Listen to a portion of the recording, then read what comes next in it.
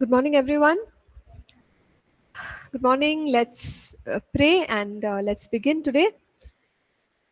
Father Lord, we thank you for every session that we've had so far about the human spirit. Thank you, Father God, for helping us understand the capacity and Lord, to the extent to which, Lord, the human spirit can commune with you and receive, Lord, of whatever you are releasing.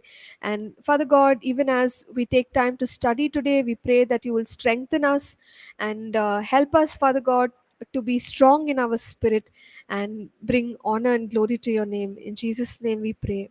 Amen. Okay, so let's get back into our study.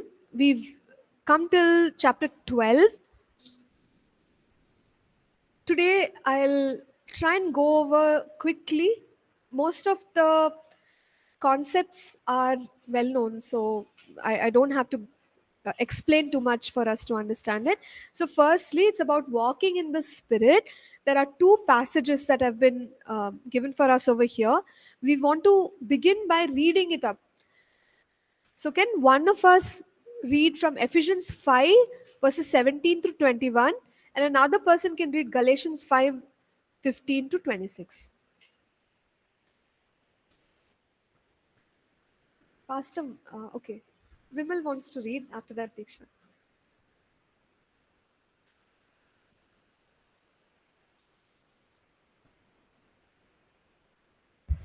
Ephesians 5:17 to Yes.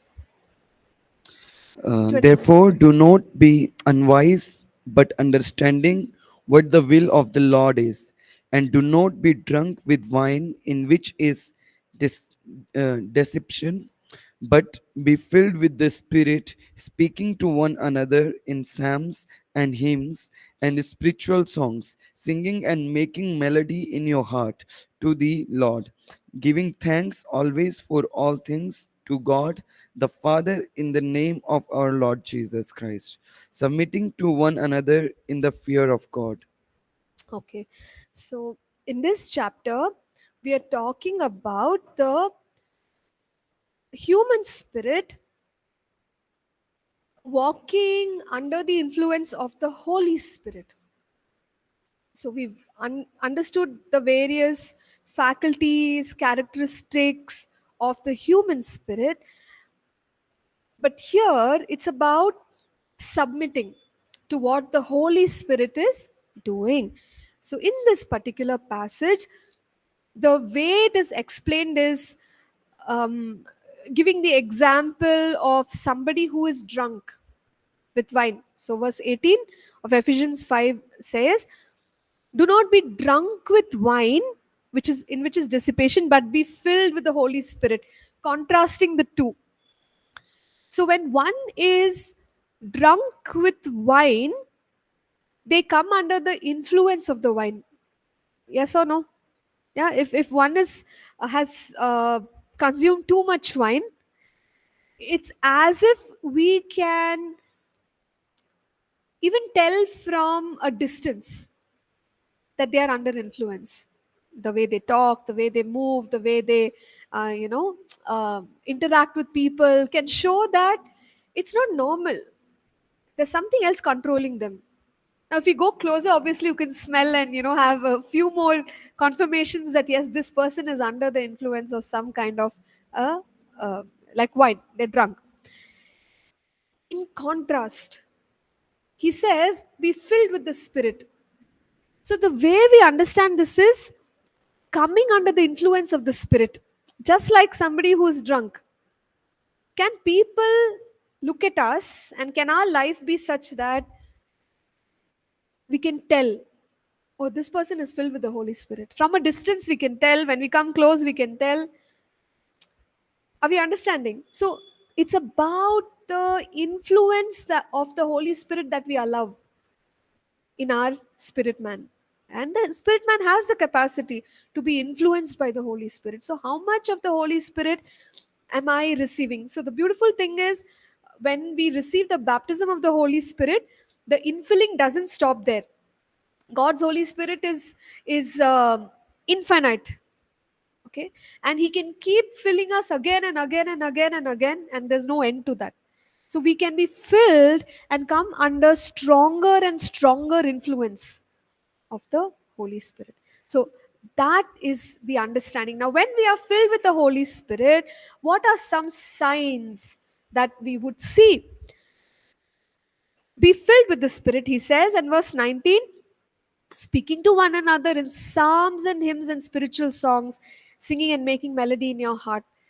So we are bubbling up with praises to God. We are bubbling up with adoration and worship to God.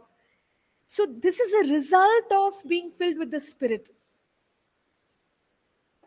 So when one is, we're going through life and life's challenges and all, it's not easy. We know that. But there's a sense of calm and peace in the spirit. Remember, we said that because the feeling within us is coming from our assurance that God is with us and His Holy Spirit is at work. So then, what happens? The joy is seen. We are singing songs. In the book of James, James said, "Is anyone joyful? Let him sing songs. Let him sing." So singing is an expression of joy that is filling our hearts, and praises that are filling our hearts, and that is a sign or a symbol, like constantly we are in that state of, I'm rejoicing in the Lord. Okay, and also verse 20 says, giving thanks always. So thanksgiving is another way in which we are expressing the filling up of the Holy Spirit in us.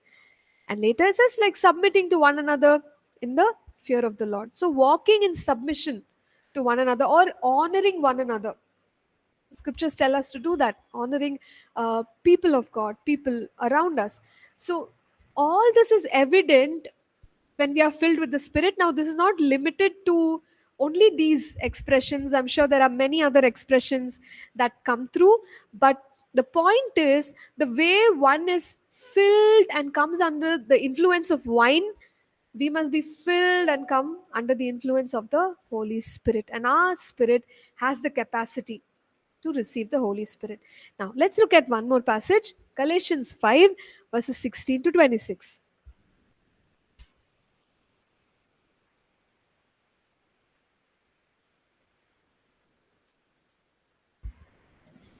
Galatians 5, 6, verse 16 to 26. Yes. I say then, walk in the Spirit, and you shall not fulfill the lust of the Hmm. flesh. For the flesh lusts against the Spirit, and the Spirit against the flesh, and those are contrary to another's, so that you do not do the things that you wish. But if you are led by the Spirit, you are not under the law. Now the works of the flesh are evident, which are ungodly, evidently formations, uncleanness, leaders, uh, identity, grace, hard, continuous, jealousies, but birds of worse, sanctifies, uh, admissions, dismotions, Hades, Herigens, E- even murders, darkness reveals, and the likes of vice. I tell you, uh, refers just I also told you in time past that those who protects such things will not inherit the kingdom of God. But the fruit of the Spirit is love, joy, peace, Long kindness, suffering, kindness. Yeah. kindness, goodness, fulfillness, uh, self-control. Against us there is no law. Hmm. And those who are Christ have uh, counterfeits the flesh with its passions and desires. If you live in the Spirit, Spirit, let us yes. Oh. also walk in the Spirit. Let us not become convinced, provoke, provoking on other, evening on other. Okay. So again, we are we have this understanding of the human spirit yielding to the Holy Spirit. The first one from Ephesians 5, we saw how the influence can be so powerful that we can represent Christ. Now in this particular situation, in his Paul writing to the Galatians, he says, walk in the Spirit so that you do not fulfill the lust of the flesh. So there are two contradicting entities in us. One is the spirit and the desire of the spirit, but then the evil desires of the soul, the body, all of that comes under what is known as the flesh. So both of these pull us. The spirit has its desires, the flesh has its desires. But we are being taught that one must walk in the spirit so that they do not fulfill the desire of the flesh. So intentionally, we have to yield to the spirit. So whatever the Holy Spirit wants, we must yield to it. And in what he's sharing, he says both of these are pulling in the opposite direction. Like I can't say, okay, I will yield to the flesh and a little bit of that will glorify God. No way. It's opposite. And two opposing directions can't take you to the same place. And so let's be aware, we have we need to make a choice. It's either this or that. So let's choose walk in the spirit. So if I'm walking in one direction, there's no way I'm going in the opposite direction, isn't it? So walk in the spirit so that we do not fulfill the desires of the flesh, the lust of the flesh. And he also tells us to that if we do this, we are led by the spirit. Okay, so we follow the leading of the spirit. And then he gives us an explanation about what are all the works of the flesh, or what evidence or what expression is seen if we are yielding to the flesh. And there is a whole list of evil things: adultery, fornication, uncleanness. So every form of sinful deed, that is the direction of the flesh.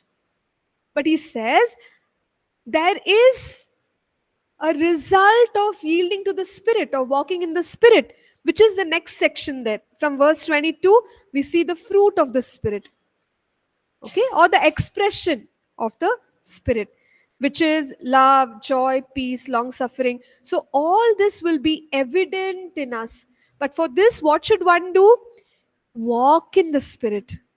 And don't take the opposite direction, because you can only, either you can go forward or you can go backward. If we go backward, we'll see, we are choosing all the works of the flesh. But if you're going forward, we are choosing to walk in the spirit.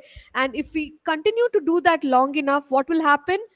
The fruit, when we consider a fruit doesn't appear on a plant as soon as we put the seed. It takes a little bit of time. So as I'm continuously walking in the spirit, in some time all these virtues start showing up in us. It's like now finally it's yielding. The flower is out, the fruit is coming through, and gradually many aspects of our lives are changed, and we see these good virtues in us. So this is how the spirit can bear fruit. Yeah. And glorify God. Now one more truth or insight that he brings to us is, he says, um, and those who are Christ have crucified the flesh with its passions and desires. So for us as believers, we have the option of nurturing either the spirit or the flesh.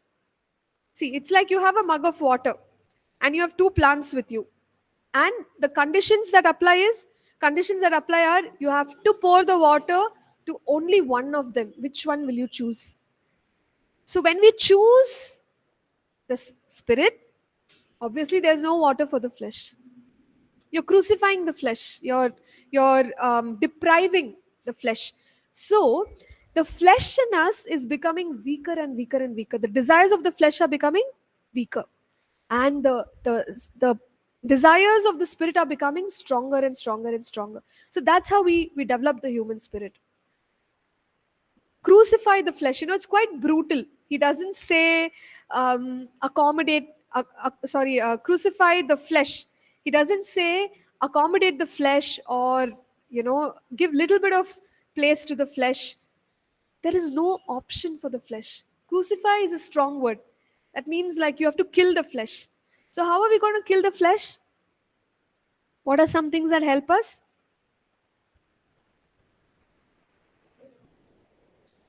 Yeah, firstly, walk in the spirit. Automatically you're going to deprive the flesh. Anything else we can do to crucify the flesh and feed? Yes. So fasting, praying in the spirit, all of these things will mortify or crucify the flesh and make the spirit man stronger. So this is how one can strengthen the human spirit, yield to the Holy Spirit, and see the influence of the Holy Spirit through our human spirit. And there's a little bit more that's mentioned here, encouraging us to continuously commune with the Holy Spirit. Fellowship. Okay. Unless we have a constant touch, um, it's not true fellowship, isn't it? Fellowship means what? You have to spend some time, and you need to get to know that individual. So in the same way, we need to yield to the Holy Spirit at all times, fellowship with the Holy Spirit, and it's like a continuous journey. When we are making that communion consistent, we'll be under the influence, we'll be filled with the Spirit, we'll bear the fruit of the Spirit, and we can see all those things that we spoke of earlier. Yeah, and I think we have discussed many other aspects regarding yielding to the Holy Spirit in some of our other courses, especially I think prayer and intercession. I remember we've covered. So I'll stop with that, but we get the idea, right? Ensuring that the human spirit is filled with the Holy Spirit, continuously communing and yielding to the Holy Spirit. Now, let's move on to the next section here, chapter 13, which is speaking about the functions. Now, again, a lot of this is familiar, and we may have mentioned it in our earlier discussions. So, the human spirit has a purpose, and it's able to do certain things, or it has certain abilities, and we are just going to enlist them. First one is conscience. Conscience is um, a sense of right and wrong. When we do something wrong, from within us, from the human spirit, we get an indicator. We also use the word compass. Compass will always point to the north. So the conscience, or the human spirit, functions with a conscience where it's pointing to right and wrong. So it pricks, like if you do something that is wrong. How can we strengthen the conscience? Through the word of God. So when we are believers, we have the direction of God's word, and the more we are renewing our minds, the compass becomes very strong. Very quickly we can kind of identify that, hey, this is not the path, right, that one needs to take. So for the believers, this is the advantage. We can work with the word of God and strengthen our internal compass, which is the conscience. A strong sense of right and wrong can be developed. Now, the other ability is knowing, and we've talked a lot about it. The human spirit can receive insight, understanding, it can receive revelation from God, and with that inner sense of knowing, Okay, we either get to do many things or share what God is revealing to us. So there is that sense of knowing, the capacity to know in the spirit man. There are times when we say, I don't know how to explain, but I know. Have you ever been there? In the spirit, you just have that strong assurance of knowing. So that's an ability of the human spirit. And for this, there are many examples we can quote from the book of Acts, but I'm just not doing it because it'll be a repetition all over again.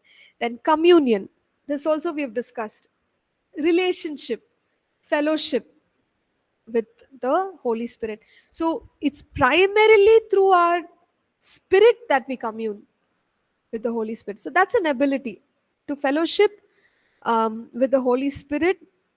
The human spirit has all that it needs, so we can use that. That's why when we pray, when we worship, there's that two-way interaction happening with God. We are able to speak, and He's also releasing things into our spirit. The next function, or the fourth function of the human spirit, is it's like a container, vessel. In the past few classes, we discussed that it's a container that holds character. It's a container that holds the Spirit of God, right? It's a container that can hold many other things.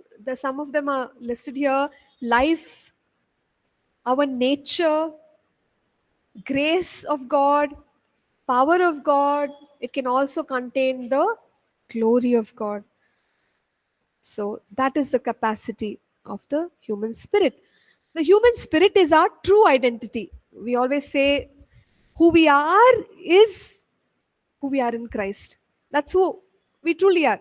Physically, yeah, we can look at ourselves and define, or by what we do in our earthly lives, but that's not our real identity and description. Ultimately, in Christ, we are sons, daughters, redeemed, blessed, victorious. All that is our true identity, and that is the identity of the spirit man. So the capacity to have that identity is there in the spirit. And in the spirit, one can take action. There are many things that we do in the spirit. See, in the mind, now we are all listening to what is being spoken, and the processing is happening in the soul realm. But if you recall, when we studied about faith, we said believing is of the heart. What is the heart? The human spirit. So there are certain things that we can do only through the human spirit. Believing. Only in the spirit we can believe. Faith comes only there. Isn't it?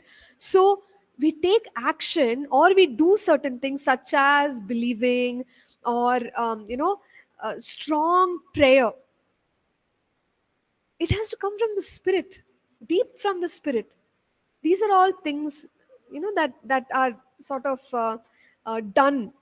And even spiritual warfare, sometimes we are strongly fighting against the enemy. Where is all that happening? Where is all that coming from? It's the human spirit. So um, interceding, serving, getting things done, pressing in for more, part of the activities of the human spirit. And there's a mention of one more action here, which is pushing ourselves or pressing into the depths in God. So there is an intentionality to that. I can't just sit in God's presence and think, yeah, I'll just go off deeper like that only, without any efforts. Yes, God is faithful that we may encounter, right? Sovereign moves of God. That means He's fully in control and He moves in amazing ways. But then it's also going to take our response to go deeper in the spirit. You remember that example, the vision of Ezekiel, the ankle deep, knee deep, hip deep, and finally swimming in the spirit of God. So how much deeper do I want to go? The spirit has to take action. Okay, I'll press, I'll push some more in the spirit. So you may have heard people say things like be expectant in the spirit, be what is that, be forceful in the spirit, like where we are saying, God, in a strong way I'm coming after you. All that has to happen in the spirit, because that's the capacity of the human spirit. We can exert that pressure or energy, if you will, within the spirit. Okay, so we can do that and take action. And yes, of course, the seventh one mentioned here is growth into Christ likeness. We've seen this earlier, where the human spirit also develops. So you go from one level of maturity to the next level until you come to being the perfect man, right? Like that's like the ultimate maturity in Christ. So it goes through a learning curve, um, process of development. That's also part of its function. So seven that we've enlisted as capacities or functions of the human spirit. I'll just read them out once more. One is conscience, or the sense of right and wrong, knowing uh, things of God, communion or interaction, fellowship with God, being a container to hold the things of God, having a true identity that comes from God, taking action and growing. So these are the functions of the human spirit. Finally, the 14th chapter here is regarding impartation. We have studied in depth about impartation, and yet I will take us through some key insights. Imparting is to release to someone what we have first received.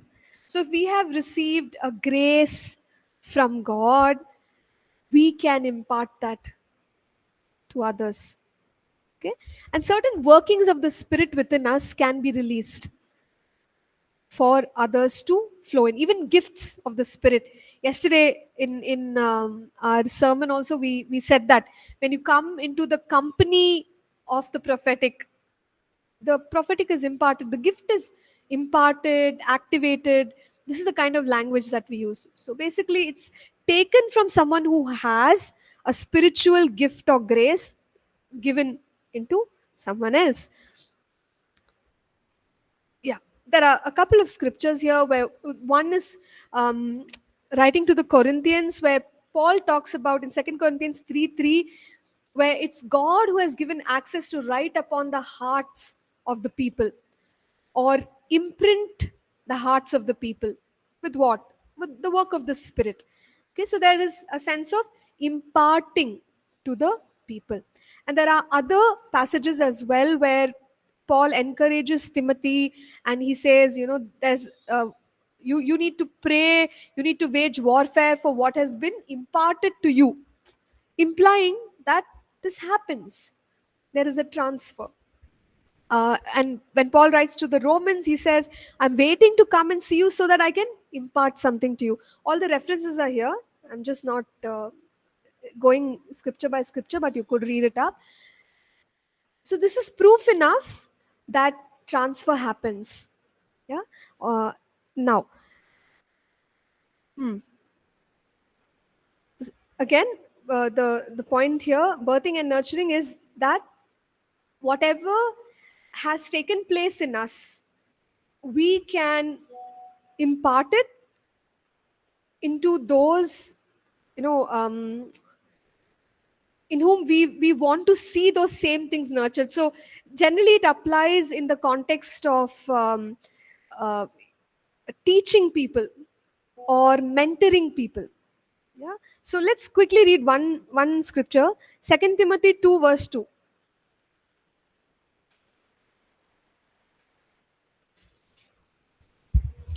Second Timothy chapter 2 verse 2.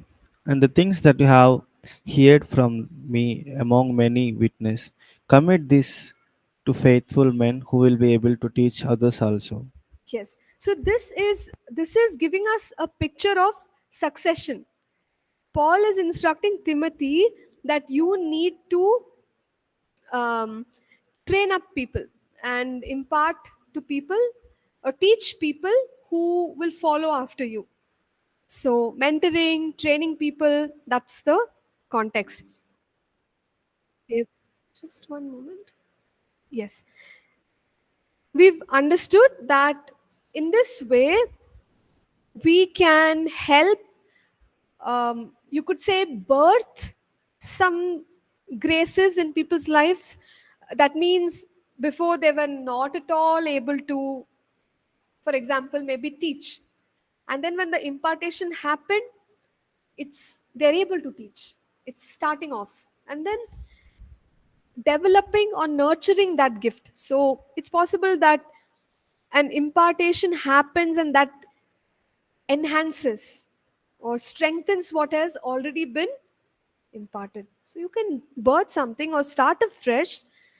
Things are taking place like new things are taking place in someone else's human spirit, or something additional is strengthening what God is already doing. Now we move on to some of the discussions that we've had regarding spiritual impartation. We've understood that impartation is always aligned to God's call and assignment on our lives. So, uh, yeah, we know that even if we desire, right, like something that is not meant for us, so we will not see an impartation aligned to that. For example, I don't have the capacity to lead worship. I can desire all I want for that impartation to happen to me, but the anointing will not make me a singer or a worship leader, because that's not God's purpose or plan for my life. So even if I receive an anointing of worship, that might manifest or express itself in the way in which God has called me.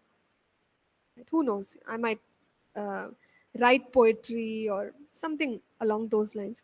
So the impartation only happens aligned to God's call and assignment on our lives. So if someone is a teacher and they are desiring impartation from another teacher in the kingdom of God, that can happen, because teaching and teaching. But then it will be in a measure. That's point two. And we've seen that you can't become a carbon copy of the person through whom we are receiving the impartation. There are examples given there of Moses and 70 elders, Moses and Joshua, who are quite different, but anointing was imparted. Elijah and John the Baptist, they carry the same anointing, manifestation, expression is different. Okay. Point three says everything received through impartation has to be nurtured and developed. So when we've got something, the next thing is it is our responsibility to develop that anointing in us. Point four, you can grow beyond what was imparted, both in measure and realm. So this is completely up to us. If you take, for example, Elisha, yes, Elisha received, that double portion anointing. But also you see his fervency in manifesting the power of God, and thereby God did everything through his life. There was a role required for him to play as well, to steward that anointing which was given to him, right, and to develop it, make it grow. It applies to us as well. Now, no matter what the anointing, great anointing, mighty anointing that we have received, we have to go through this season of in causing it to increase. Yeah, and that's completely our responsibility. So if we are fervent, we desire, and we are working towards it, developing the human spirit and doing all those things, it will mature, or increase. That anointing will increase. We could probably limit ourselves at the level at which that if I again go back to the teaching anointing, you look at somebody who's functioning at a certain level and you've received the same anointing, right? Now, you and I can go up to the level of that individual and stop there, or we can actually go beyond that also. So that again depends a whole lot on us and how much we are willing to pursue it and push for it. Now, we can receive, point 5, we can receive impartation from more than one minister of God. We've spoken about it. So let me just go ahead and read because most of it is familiar. Point 6, two factors determine what you receive through impartation: your hunger and God's assignment. Okay, I think that's quite clear as well. The seventh one, impartation takes place through association and honor. Impartation can take place remotely. Point 8. Point 9, impartation cannot be purchased with money. 10, a double portion can only be received from God. Point 11, impartation can take place across generations. We've elaborately discussed all this in Keys to Supernatural Ministry and some of these truths in understanding the prophetic. So I won't take time to explain it all over. Uh, Let me stop here. If there's anything that we wish to discuss, we can. After which we can pray and close. And there'll be only one assignment which I'll post. You'll have sufficient time to complete it by the end of the semester. So, anything to discuss? If not, we can pray and wrap up.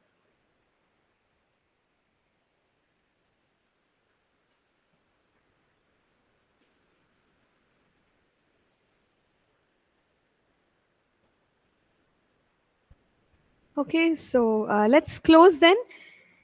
Could one of our online students pray the closing prayer of the semester? Let's pray. Loving Heavenly Father, we thank you, O Lord, for your word that is alive and active. We thank you especially for the session of this developing the human spirit, Lord. Lord, we pray, O Lord, that we will always walk in the spirit and not heed to the desires of the flesh. We pray, O Lord Jesus, that we will not make this as a one-time event, but a continuous day-to-day activity in our life, so that we will be always drawing more closer, nearer, and dearer to you, to your word, and to your will and purpose in our life. We thank you for Pastor Nancy and for all the insights that we have been a recipient to. We commit this entire balance class and this semester into your precious care. Thank you for being with each one of us. In Jesus' mighty Master's name we pray. Amen.